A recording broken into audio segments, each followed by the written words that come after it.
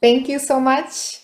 So I'm here presenting addressing high-risk pregnancies among migrant women, a case study in access to care and cultural sensitive. So I present you a case background of a 41-year cis woman original from Guinea-Bissau that has arrived to Portugal in the 3rd of August. She was admitted into the hospital in the 31st of August. Why? She entered the hospital in spontaneous labor with contractions every 10 minutes and she was 39 weeks pregnancy. In that timing, she had 1 hour of active contractions upon arrival. So, regarding the procedure, she went to have an emergency C-section due to fetal distress, and she had a newborn baby boy. So, regarding findings, why do I bring you this case study? Because regarding this migrant woman, she had prenatal care limited visits and minimal follow-up in Portugal. Regarding the HIV status, it was previously unaware and she was diagnosed on admission when she entered the OR to do the C-section. We also find, talking with her, that she had no local support network and that her mother has passed away the day before she went into labor into the hospital. Regarding housing, she was living in another city, not in Cascais, another city, and she was thinking of returning into the country of origin.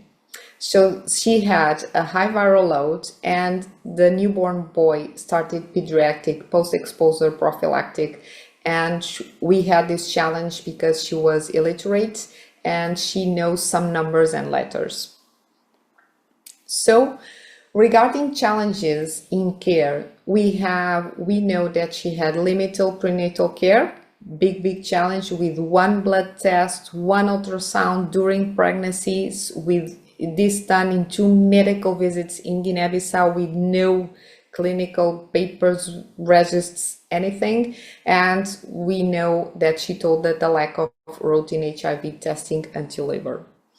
So the delay of HIV diagnosis pose a risk for her and for the baby, and the increased risk for high risk for vertical HIV transmission and postpartum depression because of their mother, and of course linkage and retaining into care. So regarding the healthcare service, we work as a case manager, and every woman that tests HIV, every woman that enters into the OR and enters the hospital to give birth, they all do the HIV screening test with no opt-out strategy because of this sometimes these findings that we face.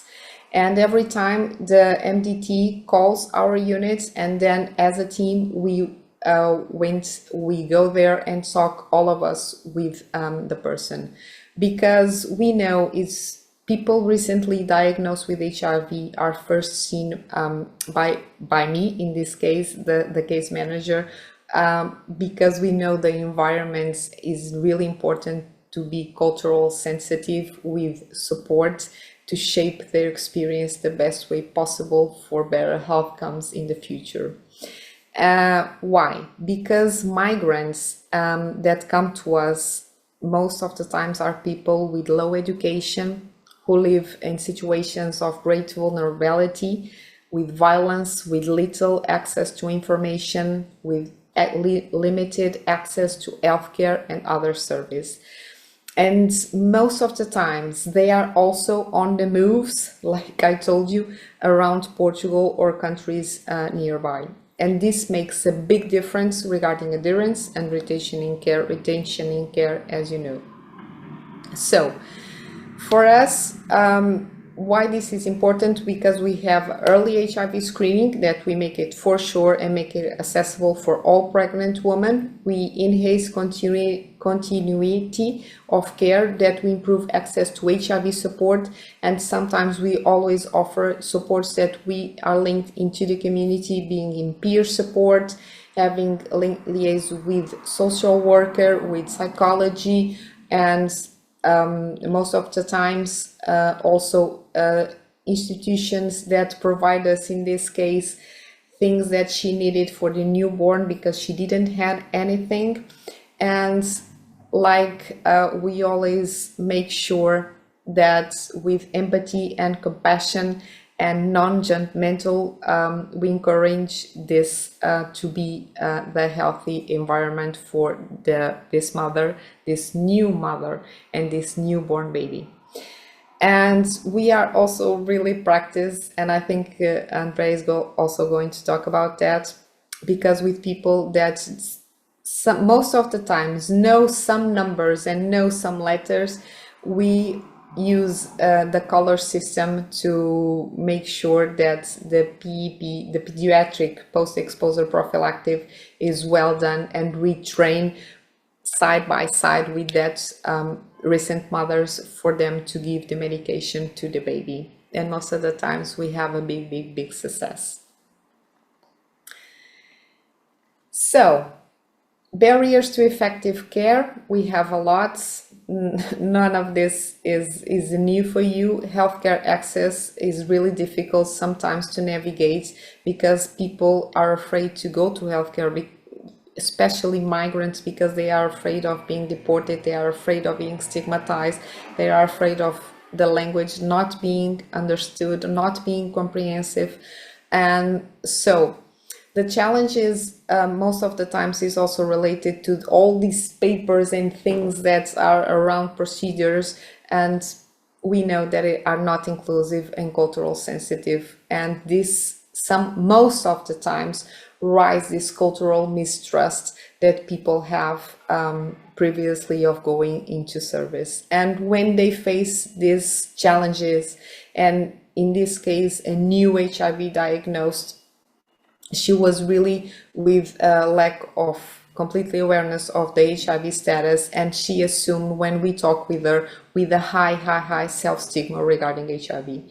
And what we did is that we worked together as a team inside the hospital, and with all partners, with all resources into the community, to make sure that she increased her health literacy regarding the disease.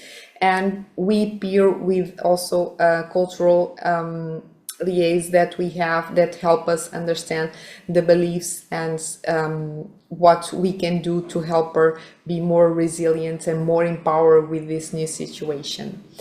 As well, the social worker as well as the psychology really help understanding her that this bureaucracy and all the papers that she needs to fill and everything was to make sure that everything went really in smooth, and that no more barriers would be found in the future. That was going to happen. So, in conclusions, we have critical gaps. Healthcare accessibility issues for migrant populations is present. We know is not cultural sensitive. We don't have cultural inclusions and protocols and procedures how to do it. So addressing barriers requires systematic support. This is how we perform in our hospital.